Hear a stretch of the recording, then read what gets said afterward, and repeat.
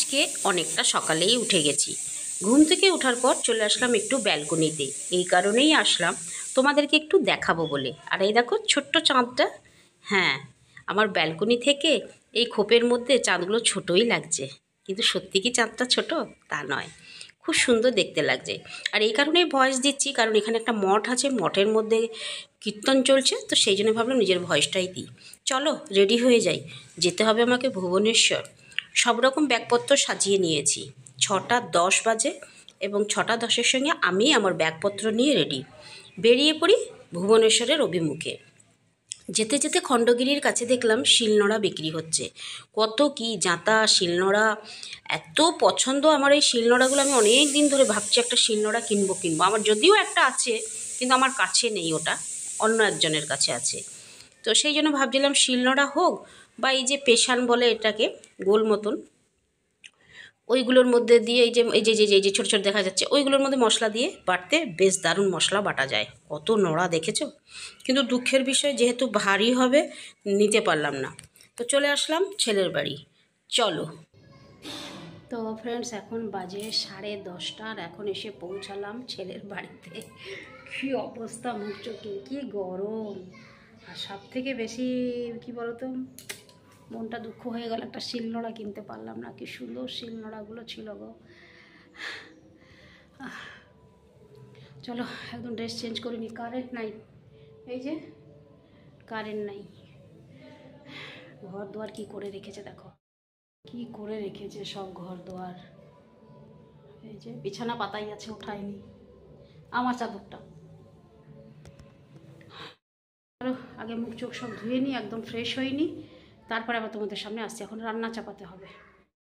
তো ফ্রেন্ডস, আপাতত রান্না চাপিয়ে দিয়েছি। ভাত করলাম, ডাল করলাম, আর বেগুন ভাজছি, আলু ফুলকপি ভাজবো। এই যে বেগুন ভাজলাম, এখানে দাঁড়াও, এই যে ডাল করেছি নতুন প্রেশার কুকারে, আর ফুলকপি আলু ভাজবো, পাঁপড় ভেজে দিয়েছি, ডাল।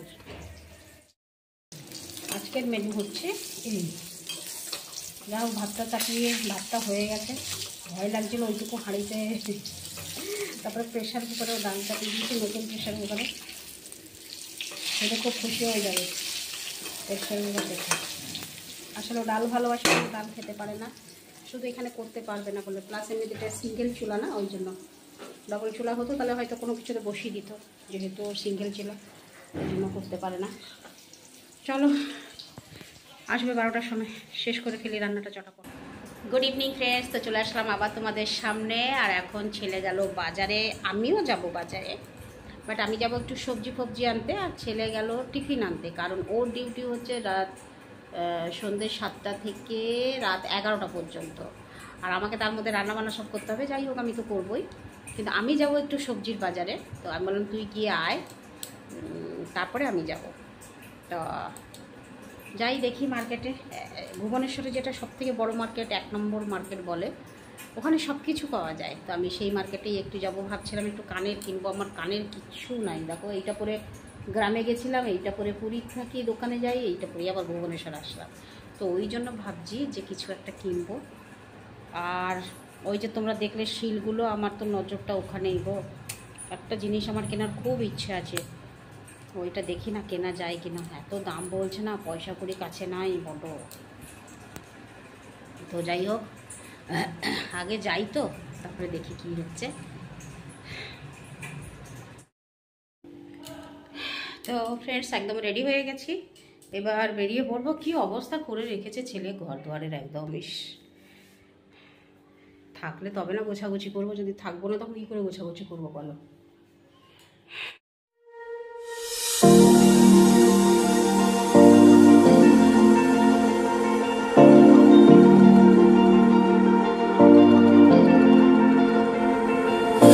You've been shattered, you've been broken down.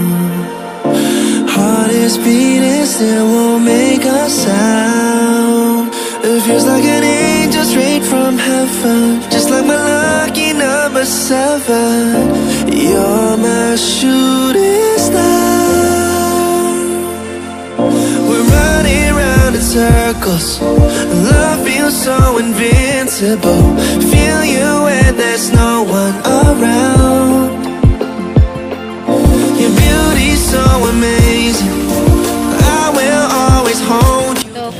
এলাম বাজারে আর কেনাকাটা করলাম সবজি এত ভিড় বাজার জলে কাদা চাপচাপ, কিন্তু সবজি টবজি আমাদের পুরীর থেকেও এখানে বেশি সস্তা দেখলাম, নিয়ে গেলাম দুটো। চলো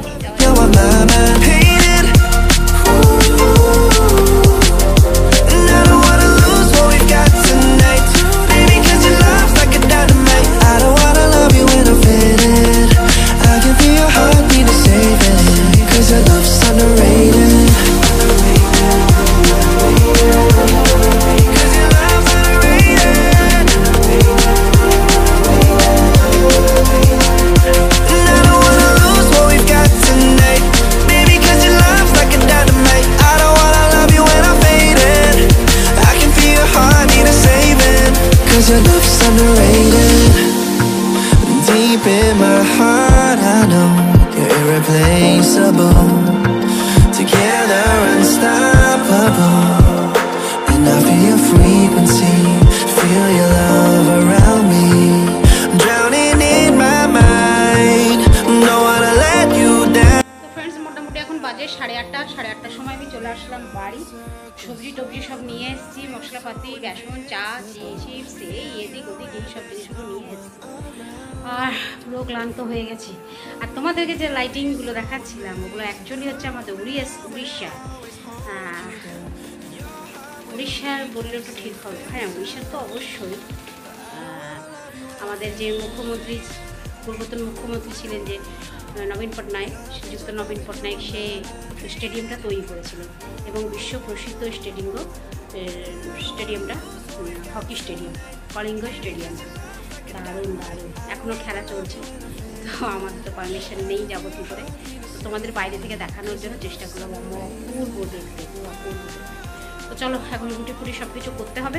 তো ভাবছি যে আজকের ভিডিওটার বেশি কিছু বাড়াবো না, আজকের ভিডিওটা এখানেই শেষ করে দেবো। ফিরে আসবো কালকে সকালে নতুন একটা ভিডিও নিয়ে। তো কেমন লাগলো আমার পুরী থেকে ভুবনেশ্বর আসার যাত্রাটা, বা পুরী আর ভুবনেশ্বর ভিডিও দুটো মিশে কেমন লাগলো অবশ্যই কমেন্ট করে জানাবেন কেমন। তো চলো, ফিরে আসছি আবার কালকে সকালে। ততক্ষণের জন্যই পাকাইকে বিদায় দাও। টাটা, গুড নাইট, শুভরাত্রি, জয় হিন্দ। ভালো থাকবেন সবাই। ফিরে আসছি আমি আপনাদের পাকাই।